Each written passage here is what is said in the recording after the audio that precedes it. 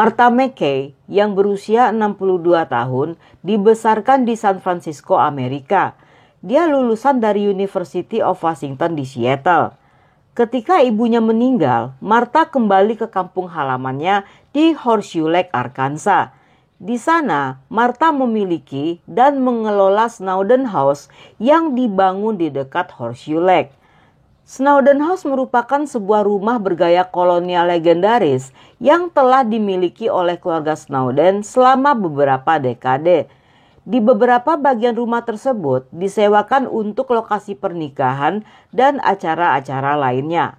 Dia adalah seorang pengusaha sukses yang terkenal. Pada tanggal 25 Maret 2020, deputi dari kantor Sheriff County menanggapi alarm keamanan yang berasal dari rumah keluarga Snowden. Setibanya di sana, mereka menemukan pintu belakang rumah dalam keadaan terbuka dan lantai bawah dalam keadaan kosong.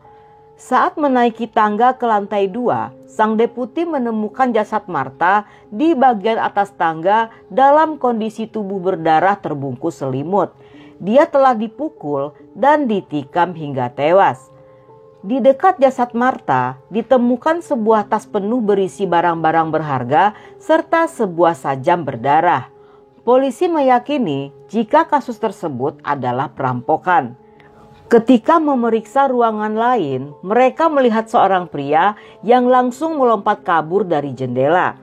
Walaupun melompat dari lantai 2, tetapi dia tidak terluka dan masuk ke sebuah mobil yang ada di sana untuk melarikan diri.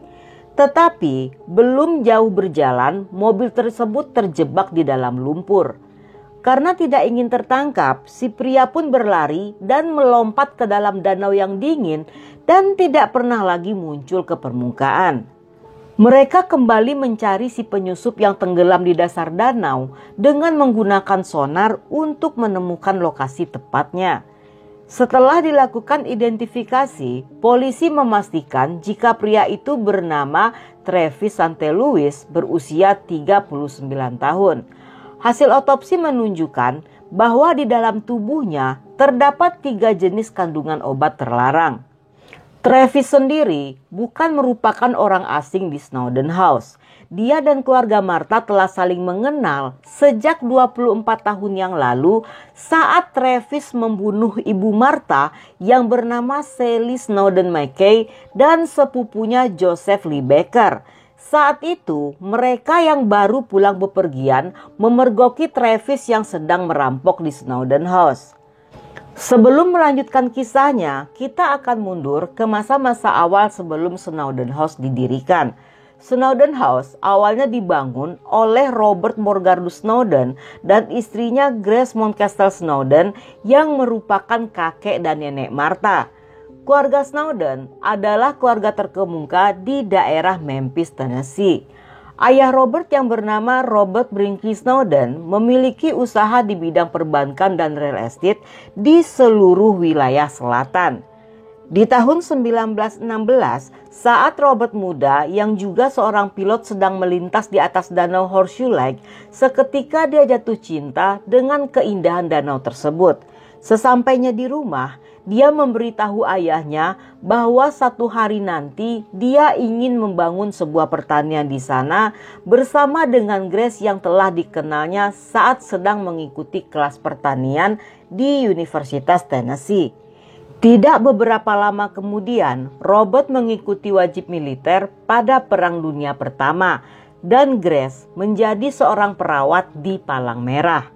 Sekembalinya dari Wamil, ayahnya Robert Senior memberitahu jika dia telah membeli lebih dari 10.000 hektar tanah di dekat danau Horseshoe yang 1.000 hektarnya dia jual kepada Robert. Pada tahun 1919, Robert yang telah menikahi Grace memulai pembangunan rumah tersebut yang bentuk awalnya merupakan sebuah kabin pemancingan 1 lantai yang berdiri tepat di atas danau Horseshoe. Pada tahun 1940, rumah tersebut diperluas menjadi 3 lantai dengan model rumah bergaya kolonial. Saat itu, mereka telah memiliki 3 orang putri yang salah satunya adalah Sally. Sally dan kedua adiknya menghabiskan masa kecil mereka di sana. Namun saat mulai beranjak remaja, mereka dikirim ke Memphis untuk tinggal bersama kakek neneknya agar bisa sekolah di tempat terbaik. Setamat SMA, Sally kuliah di California dan bertemu calon suaminya yang merupakan seorang aktor dari New York bernama David McKay. Pada tahun 1976, David dan Sally yang telah memiliki anak pindah ke San Francisco. Namun tidak lama kemudian mereka pun bercerai dan Sally memutuskan untuk kembali ke Memphis. Di sini, dia membeli sebuah rumah di tengah kota dan membuka sebuah kantor akuntan publik. Pada masa awal Snowden House dibangun, mereka tidak memiliki tetangga lainnya. Tetapi dengan berjalannya waktu, perlahan daerah itu pun mulai ramai dengan banyaknya penduduk baru yang pindah ke sana.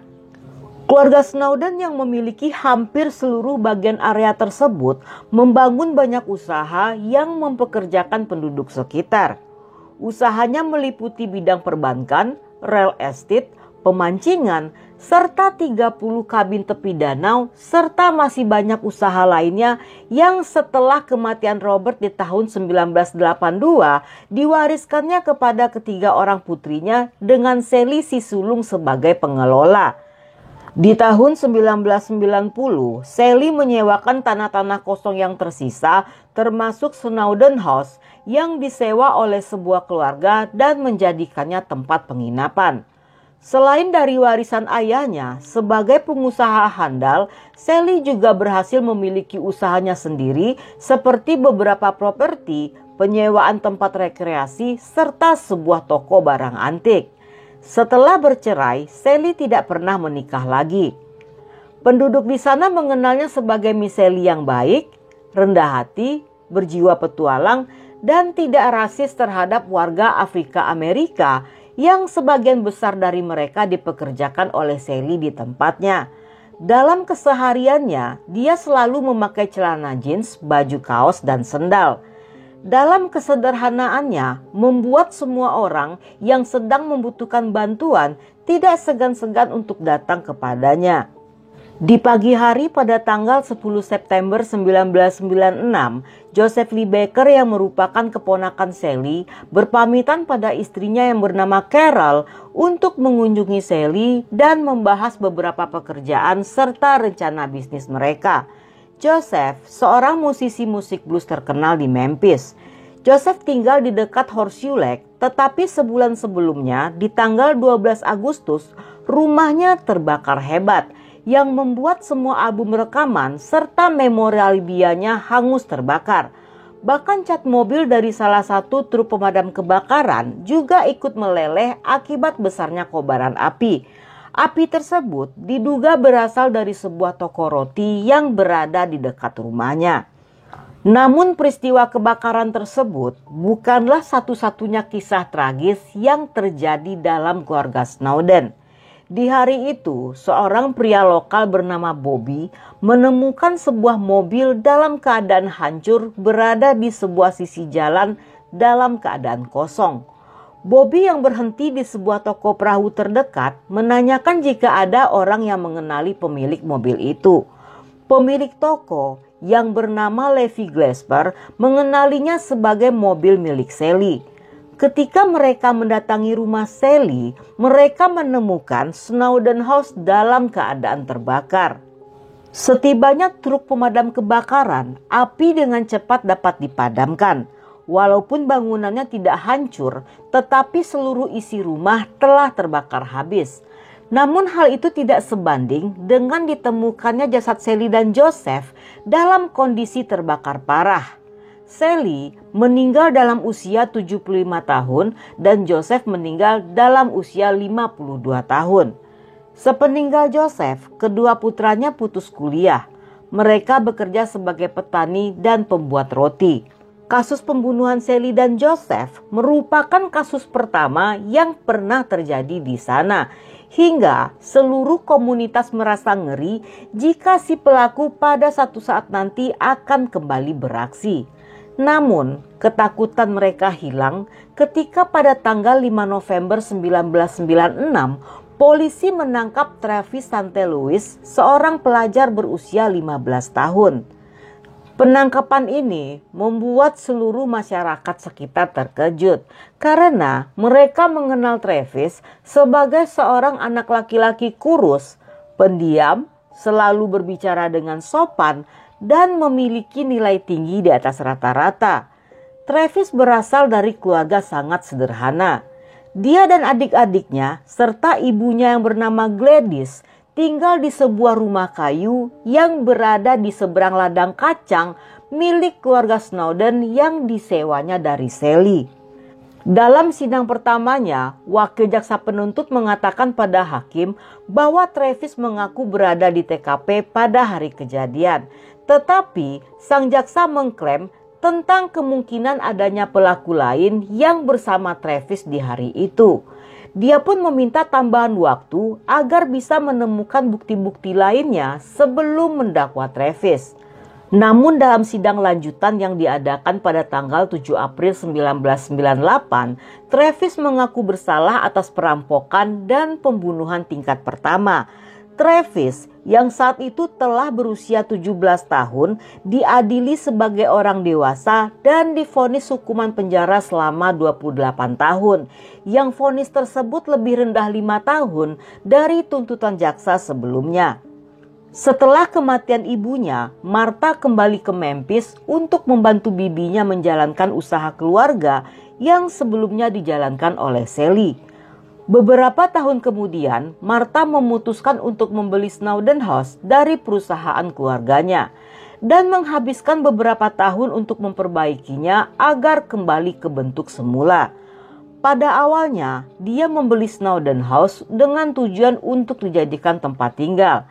Tetapi di tengah-tengah berjalannya perbaikan, dia berubah pikiran dan ingin menjualnya. Namun karena tidak berhasil mendapatkan pembeli, Martha pun batal menjualnya. Ketika keadaan ekonomi membaik, dia merubah rumah tersebut menjadi tempat untuk acara pernikahan serta acara-acara lainnya dan menyewakan salah satu kamar tidur di aplikasi Airbnb. Dalam masa-masa ini, setiap kali Travis akan menjalani sidang pembebasan bersyarat, anggota keluarga Snowden selalu menentangnya. Dari semua anggota keluarga, hanya Martha yang tidak keberatan dengan pembebasan tersebut. Menurut orang-orang yang mengenalnya, Martha merupakan penganut Buddha yang percaya pada pengampunan. Walaupun merasa sangat terpukul, tetapi dia memutuskan untuk memaafkan Travis. Martha juga merasa bersimpati pada Travis yang pada saat kejadian masih berusia remaja.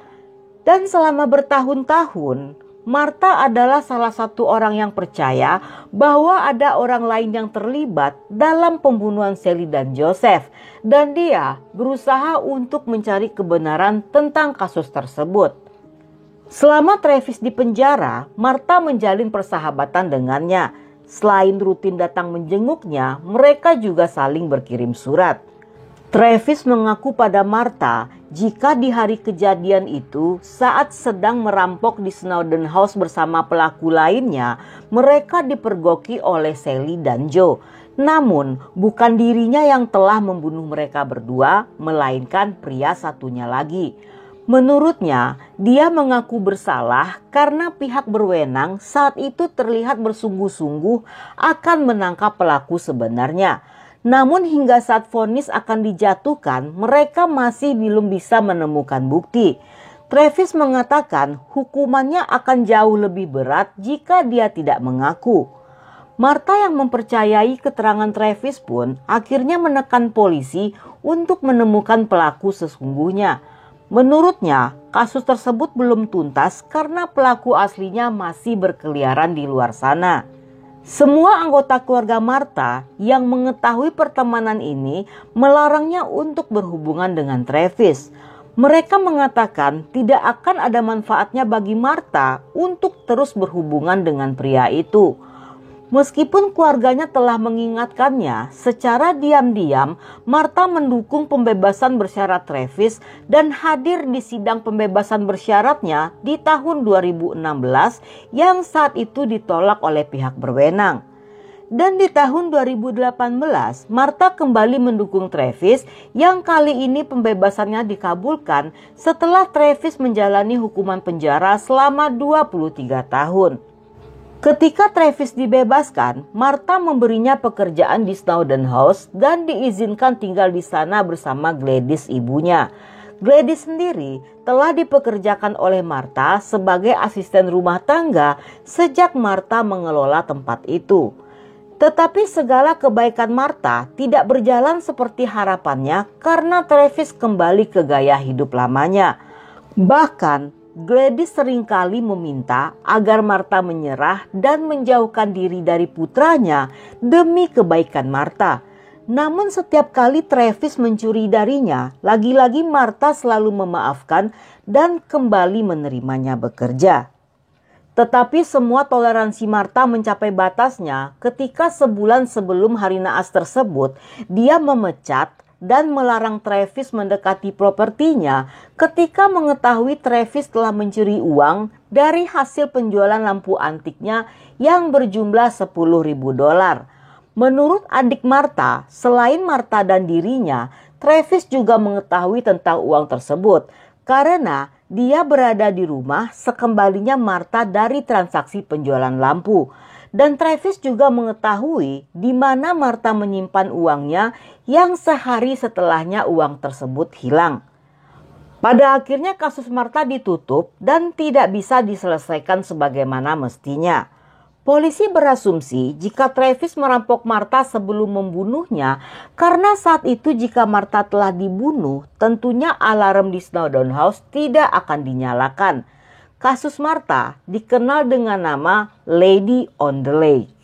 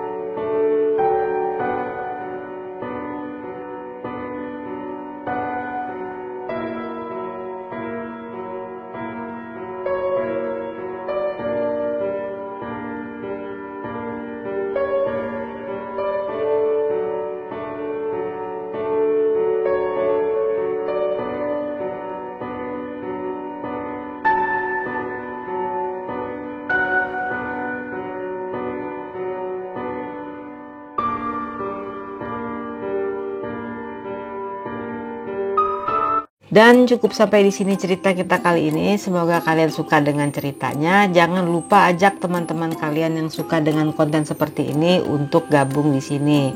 Buat kalian yang masih betah nonton sampai akhir, thank you, love you, have a nice day, and then see ya.